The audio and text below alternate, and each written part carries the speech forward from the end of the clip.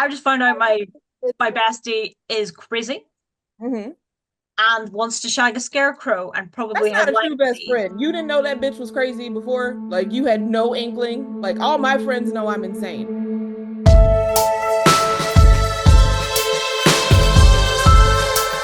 Hey, welcome to our fifth annual 31 Days of Horror here at Ghost in the Magazine. As we do every year, we shift our episode release date from our usual Monday to line up with Halloween, which this year lands on a Thursday. Week 5's theme is gore and gross out. We discuss some as a group, and others will just get an introduction and a rating. So let's start with a quick introduction of the hosts, and we'll get on with the commentary. I'm Elle. I'm Mel. I'm Molly. I'm Al. I'm Sadie. The Conference is a movie that explores one of my worst fears in a goofy-ass way, and in that, I guess it's passable for what it is. I feel like I have to repeat my usual disclaimer, I'm not a slasher fan.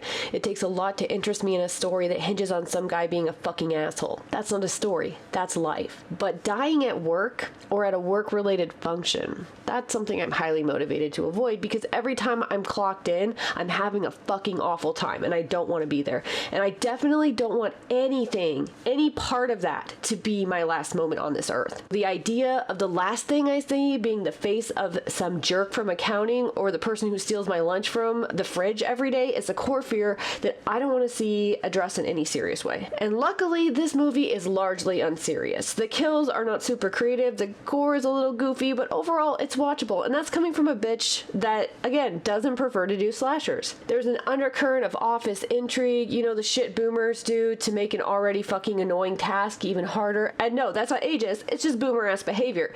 Anyone can do it. I'm personally not going to use my brain power to play politics when I'm making a wage that couldn't even keep me in a fucking studio apartment, but some people really have nothing else to their personality, it seems. And I mean, this movie it is what it is. It's not bad. I wouldn't watch it again, but if it wasn't for this podcast, I wouldn't have chose this movie to begin with. So, Slumber Party Massacre 2. This to me felt a lot like Black Roses or Hard Rock Nightmare. It was very much like the girl band version of that. And it was all right. It was fun. I think that I thought it was going to be terrible, and I went in like, this is going to be the worst movie I watched today, and I was like, actually, this was kind of funny. So I didn't mind it. Yeah, I remember it being very unexpectedly enjoyable to watch. It gave me Mhm. that video game Night Trap that got banned all over the US for being too suggestive for having girls doing slumber party things and people invading the house. And I'm like, this is kind of just like a fun time capsule of that era and the music and the style. And I'm like, it was a fun movie. It's yeah, I don't Yeah. remember much about it, but I do remember just going yeah, this is a fun popcorn flick. Yeah, it's like this 80s rock and roll aesthetic, like slasher kind of thing. It was goofy. It was Yeah. goofy. It was fun. I gave it a 3 because I felt like it was very middle of the road, but I don't know, my rating scale is kind of slid a I bit, think so that a two alone on this theatrical release poster. Like, yeah. like Jesus, I didn't watch it, but that looks interesting. It's on Tubi, so Yeah, Okay. for a movie called Slumber Party Massacre, it's pretty much what you think it's gonna I be. would yeah. expect it would be a massacre at a slumber party, of Yeah. course. No. No, it's at a beach, actually. We're confusing the fuck out of everyone. It's another shark movie. Oh Surprise. I mean, the baddie is like Elvis Presley, but Mhm. he's just he's almost like a 50s rock and roll douche, it seems like, and she's dreaming about him, and he has like a guitar with like a screw on the end of it or Yeah. something. What? Yes. Hey, yeah, he's very rockabilly, happy days kind of rocker dude, but he's no. Freddy Kruegering into her into her thoughts, and he has this weird, slightly sexual guitar. It's just Yeah. strange. Oh my God, Slightly I was thinking that. sexual. I'm looking at the poster. I'm like, that guitar looks vaguely phallic. Like, Yeah, so I can see that. yeah. It This is was a so great brain goofy. off movie. Mhm. Oh, Yeah. okay. Didn't hate it. Didn't hate it. No. What was your rating, Al?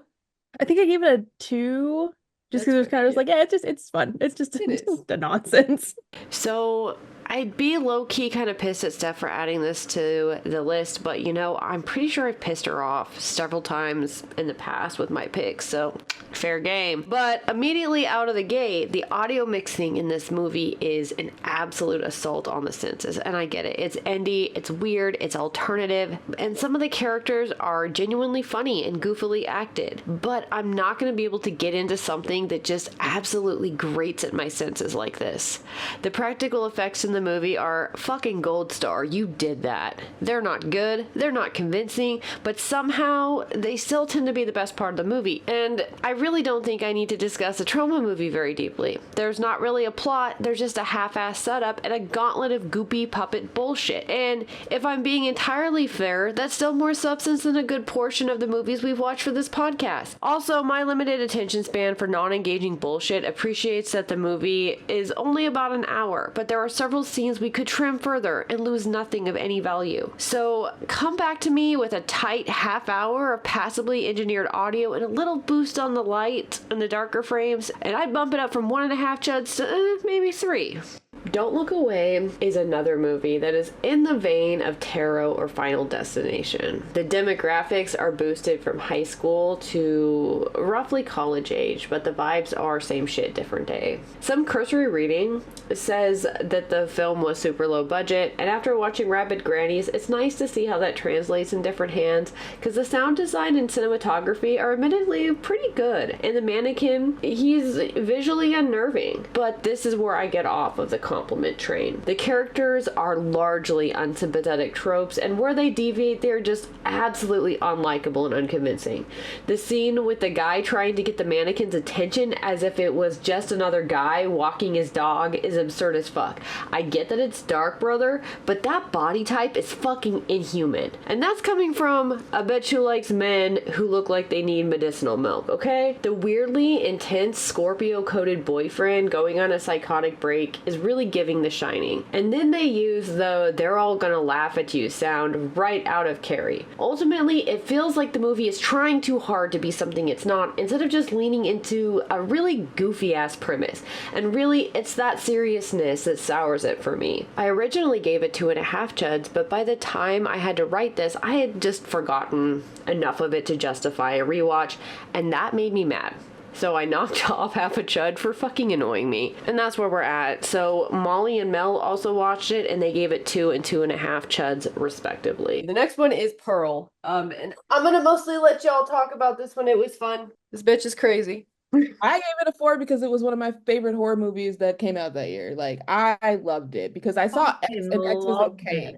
But yeah, I know it's ridiculous, but I don't know what it is about it. Like the cinematography, like the way it's shot, it's gorgeous. It's just a gorgeous movie on top of like everything else. And like, yeah, she's fucking crazy. We get it. She's got parent issues, all that stuff. And it's just like a lead up to X. But I didn't like X as much as I enjoyed Pearl. You know, I don't know. I believe it was like the opening shot that like widened the screen ratio changed.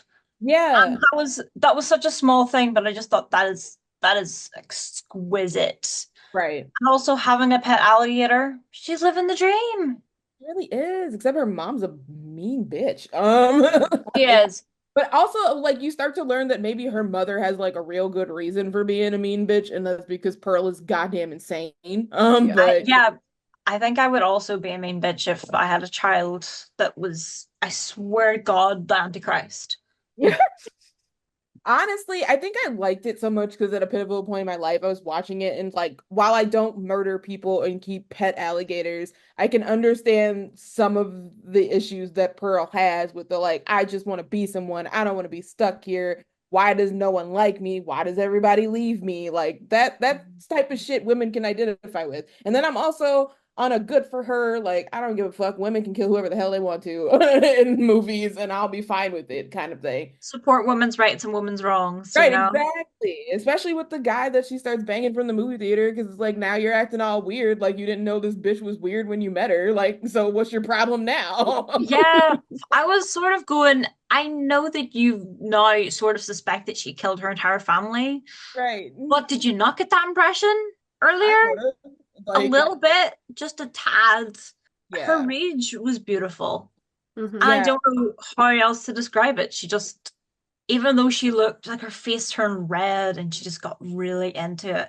I just love Mia Goth. That too. Not And so like I much. really thought this was a really pivotal and like amazing role for her too. Cause like she's really getting into the scene. It's not like we don't know who she is, but like from Suspiria when that came out, she was really good in there. But like I saw her in a different light when I watched this movie because she just really played the fuck out of Pearl. Like, and I was like, you Yeah, know what? she put her whole fucking heart and Spirit. soul into it, just screaming away. That scarecrow scene, I had to like go to the bathroom or something. I'm like, I'm not gonna watch you fuck a scarecrow in the field. Like, I gotta go. But That's a good way to get splinters. right, bug bites. There's probably ticks in there. Get out of that. Not advisable. But you can just see her just devolving. But it's like, Hmm.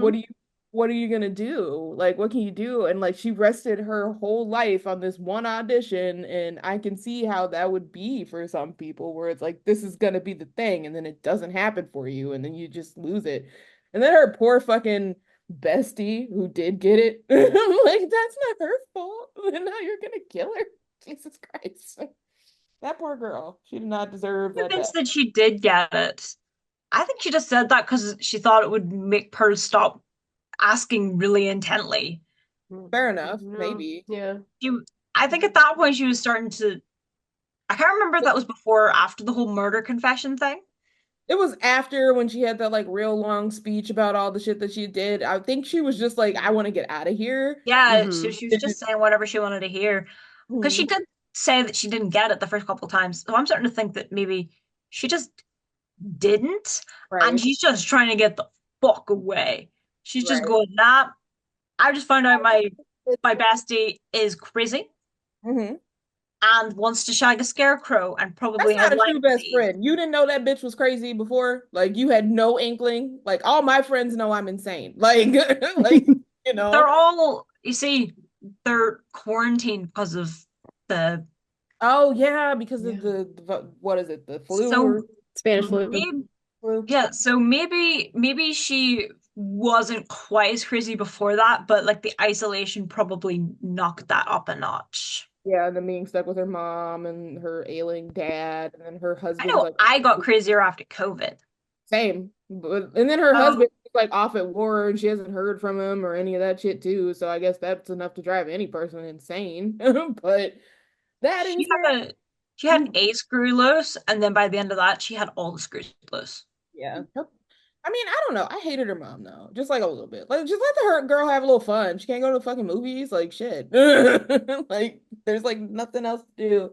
But I guess if you want to paint it in the same light of like when we were doing COVID, it's like, no, you can't go to the movies. Your father is sick. Like, you can't like bring whatever the fuck is out there into this house. Like, get being frustrated by it. But It did come at like a really specific time, mhm.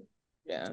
and I think a lot of the enjoyment of this movie in general sort of comes from that semi-relatability with it, Mhm. but shot beautifully and like Yeah. That Hmm. was one of the reasons I really just liked it a lot. It was just because it was visually stunning, and as like an artist, I just like watching this movie because it's just pretty. Yeah. There's fucked up shit happening, but it's gorgeous. Like, the way they did just that. I yeah, think the it. color, you can Mhm. just tell that every single last color on screen was picked Yeah. specifically to just make certain things pop. I And feel like they were going for that old Technicolor feel for everything, and that is so hard to capture now with the way everything yeah, is. But they did it, and like it felt like it. it was very, especially with the Scarecrow, it was very Wizard of Oz, Yeah. a little bit, It but gave me those really vibes. Like murdery. if Dorothy had really lost her shit Yeah. after that tornado. Yeah. I just because the parallels with it as well, with her like slowly sort of losing her mind, and the whole thing at the end of The Wizard of Oz is that the whole thing was sort of like her dream after getting knocked out. I Mhm. just thought interesting parallels as well, and obviously like because of the time, the costume was also sort of similar. The Hmm. sort of strict older woman figure. Just there was a lot there in comparison, but they just went completely off the rails with it, and I loved every second.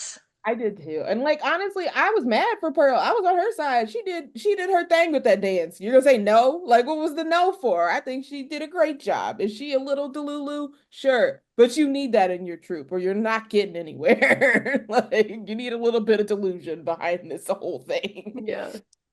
But ultimately it's a good like I don't know, it's just fun. It's a good watch. Mia Goth is amazing. My favorite is like the end credit scene when her husband walks in and like there's just rotten food on the table and her dead parents are sitting there and she's like, "You're finally home." And then it's just her crying and I'm like, "This is amazing." Something really cool is that the final scene where she's smiling and it just Yeah. goes on for a really long time. They just kept filming and she didn't like know what to do, so she just kept smiling. And at one Mhm. point she sort of nods as in to tell them like cut the cameras and they just don't, which is why it gets more strained as it goes on and like you Yeah. can see it's like slowly getting more unhinged. Mhm. I thought that was amazing. I Mhm. loved it. I loved how they ended that. I know if it wasn't expected or if she did it on purpose, I don't care. It was cool. And it's just like, what do you do after that? Clearly, we know because in X, it's like her and her husband are clearly just still living there. So he didn't give a fuck that she killed her parents or like God knows what That is else. a supportive man right there. Right? Yeah. Like, I got you, babe. Like, I was off killing people at war. right. I won't You tell were you when off I go killing. overseas and we won't talk about what the fuck happened here. Like, it's cool. Girl, clean slate. Let's just carry on. Let's go Oh, have some gross old people sex. yeah. Oh my God. I felt like storytelling wise, we're pretty garden variety, like with the story, but it was what you guys were talking about, the imagery, the way that it was shot that put it so above and beyond. And this is really, again, not my type of movie. I like supernatural elements when I'm looking at horror. And I honestly, I gave this three chuds initially, but like the more we talk about, it, the more I think back to how pretty it was, I almost would give it 3.5, which is like one of the higher scores that I gave any of these movies because it is like the filmmaking is beautiful. I feel like I, everything that they did was just really intentional. Like Hmm. there was not a single thing that happened that didn't have anything to do with anything. And I like that cohesiveness of all of it. I always do like it when a sequel or a prequel feels like it was planned alongside Mhm. another movie Hmm. because I hate it when they shoehorn it in. We were talking about it earlier where they just sort of make sequels for no reason. Hmm. Yeah. This felt this felt like it was created alongside X. It was. I haven't seen, yeah, They were shot at the same time, yeah. I haven't seen Oh, Maxine yet I though. haven't You seen have any Maxine other? either. I have high hopes for it because if it's honestly, if it's half as good as this, it's still pretty solid. Yeah. She I castrates somebody with her heel. Well, okay. 10 out of 10 already. It's very noir thriller. Like X was a slasher, kind of like a old school like 80s slasher. Pearl was more like a psycho thriller movie, and then Maxine is more like a like almost like a crime drama because it follows the Richard Ramirez killings. Got And mm, so it. it's got more of a true crime kind of vibe to it. Too, because like if you think about in the way they go, you've got like Pearl that's in this like the Spanish influencer era. It's very like live and technicolor, but still really fucked up. And then you've got X, which is like the 80s, and like now you're moving into like more future. I like that. That's like Yeah. well thought out. I like that. Yeah, I just honestly get to four because I rate so highly movies that plan out their prequels and sequels, and everything's deliberate and not manufactured for the sole purpose of making money. mhm. And I just it gives it a league above for me.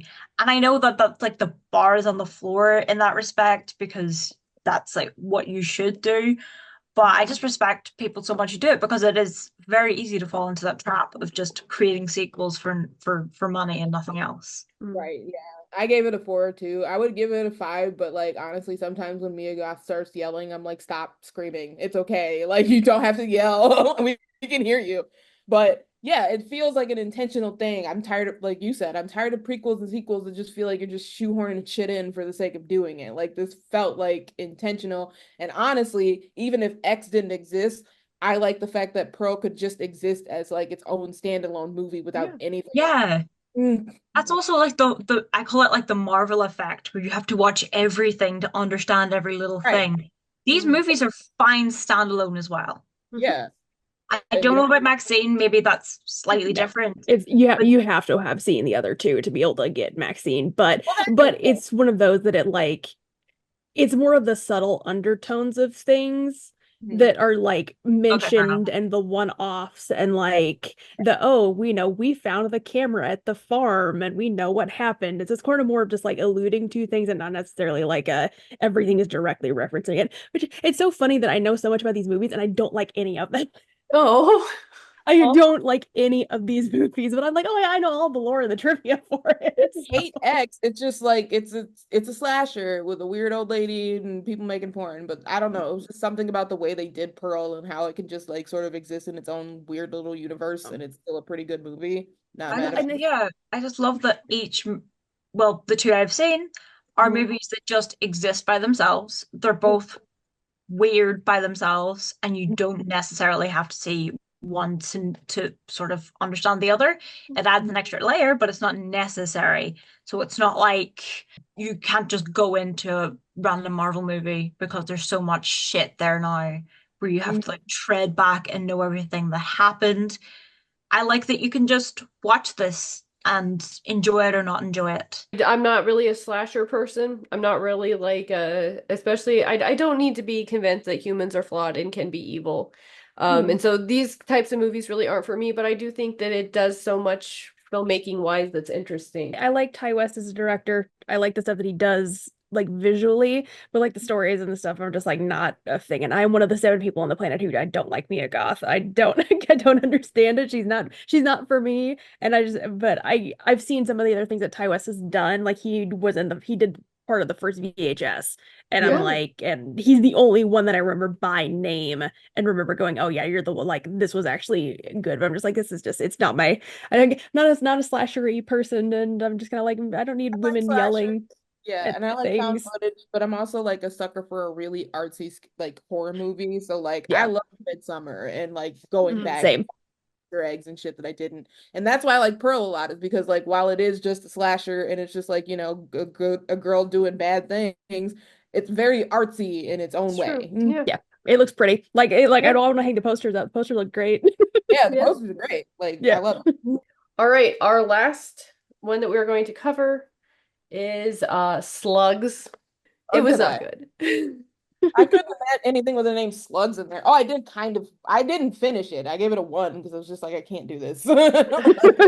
I was playing The Sims the whole time I was watching it. It was like on my laptop here, in my other office because I hadn't moved everything yet, and I was playing The Sims here on my computer.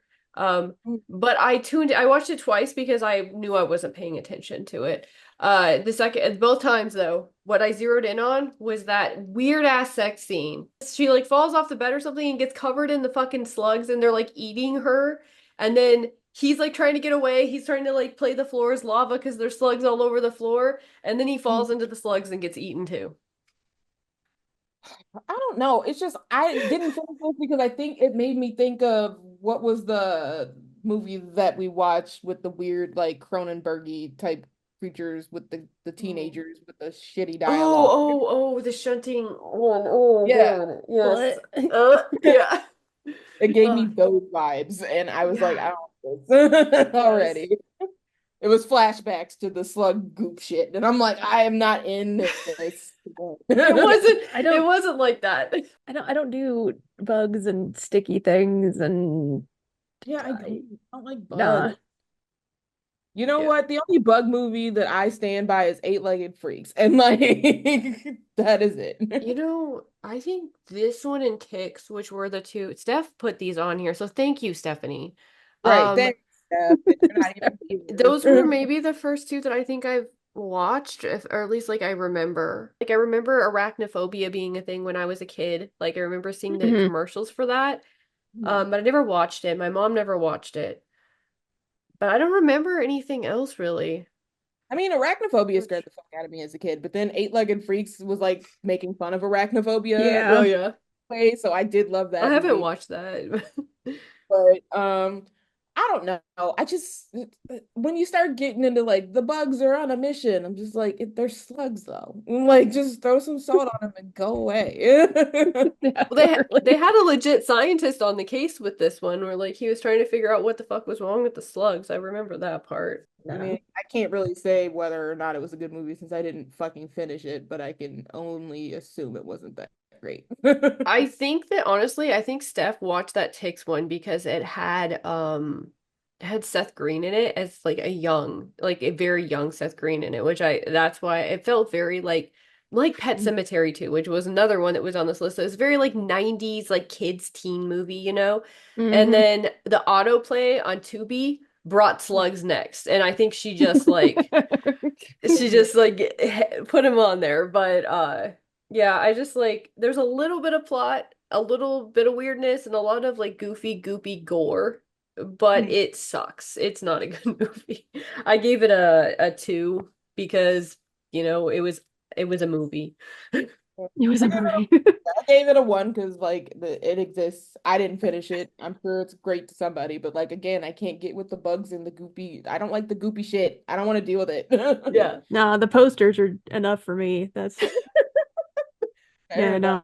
Ticks is an absolutely unremarkable 90s teen horror starring Seth Green and Alfonso Ribeiro. And the movie was made 3 years into the run of Fresh Prince, so assumedly Ribeiro was already well known for his role as Carlton at the time, which is interesting context because his character Panic is very different. It could be that he realized that he was going to be typecast because of his success and reach for something very weird, very opposite, even if it would ultimately end up an obscure Tubi pick. However, the movie is up Green's alley, and it definitely makes sense to sit in his filmography 3 years after it and 6 years before Idle Hands. Also, I swear to God I remember seeing the guy from House in there, but I can't find any mention of him in the cast or of the movie in his filmography. And the thing is, I attempted to watch this movie 3 times, and all 3 times I just couldn't hang the whole run. But I'm not going to try to watch it again, so we're just going to roll with my piecemeal understanding of the plot. The premise is similar to several other 80s and 90s teen movies. A group of delinquents go on some kind of outdoor adventure in an attempt to bond and mend their various spicy behaviors. It was honestly giving horror Band of the Hand, and I hate that I have that reference. Thank you, Matt. There was some weird gore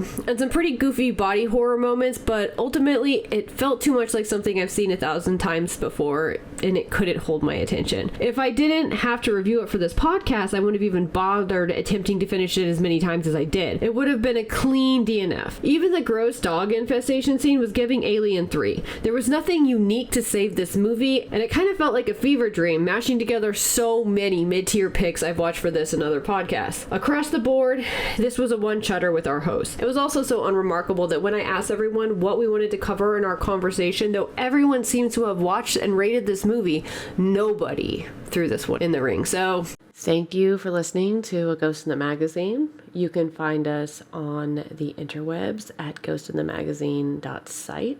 You can find us on Instagram at GITM Podcast. You can find me on Instagram at Nocturnical. You can find Mel on Instagram at Mel Shearer. You can find Sadie on Instagram at Sadie_B. You can find Al on Instagram at Maybe Mockingbird. And you can find Molly on Instagram at Molly_McGill. Okay, bye.